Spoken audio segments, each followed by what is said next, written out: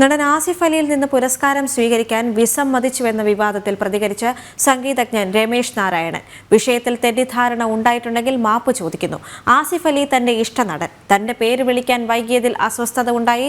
ജയരാജ് കൂടി വരണമെന്ന് ആഗ്രഹിച്ചുവെന്നും ജയരാജ് വന്നപ്പോഴേക്കും ആസിഫ് അലി പോയെന്നും രമേശ് നാരായണൻ പറഞ്ഞു.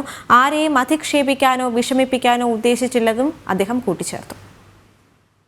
ഓടി വരുന്നു, ആസിഫ് അലി വരുന്നു, ആസിഫ് അലി ഞാൻ വാങ്ങിച്ചു, ആസിഫ് അലിയുടെ നിന്ന് ഈ മൊമെൻറ്റോ വാങ്ങിച്ചു. പക്ഷേ എനിക്കൊരാഗ്രഹം ഉണ്ടായിരുന്നു, ജയരാജും കൂടി ഇരിക്കുന്നുണ്ട് മുന്നിൽ. അപ്പോൾ ഒറ്റയ്ക്കല്ല, ജയരാജും കൂടെ ഈ വേദിയിൽ വരണം എന്നൊരാഗ്രഹത്തിലാണ് ഞാൻ ജയരാജനും കൂടി ഇങ്ങോട്ട് വിളിക്കുക. ജയരാജനും കൂടെ വിളിക്കുന്നു, ആസിഫ് അലിയുടെ നിന്ന് ഇത് എൻ്റെ കയ്യിലിരിക്കുക. ആസിഫ് അലിൻ്റെ കയ്യിൽ നിന്ന് വാങ്ങിച്ചോ മൊമെൻറ്റോ എൻ്റെ കയ്യിലിരിക്കുക. എന്നിട്ടാണ് ജയരാജനും കൂടെ വിളിക്കുന്നത്. ജയരാജി അപ്പോഴാണ് ഇങ്ങനെ കൈകൊണ്ട് ഞാൻ വിളിക്കുന്നത്. അപ്പം എന്തായാലും ചെറിയ മൂത്തൊരു ടെൻഷൻ കാണുമല്ലോ, ആ വേദിയിൽ ഇരിക്കല്ലേ ഞാൻ. അപ്പോൾ വിളിക്കുന്നു, ജയരാജി വരുന്നു. ജയരാജി വന്ന് കഴിയുമ്പോഴേക്കും എനിക്ക് പിന്നെ ആസിഫ് അലി ഇല്ല അവിടെ.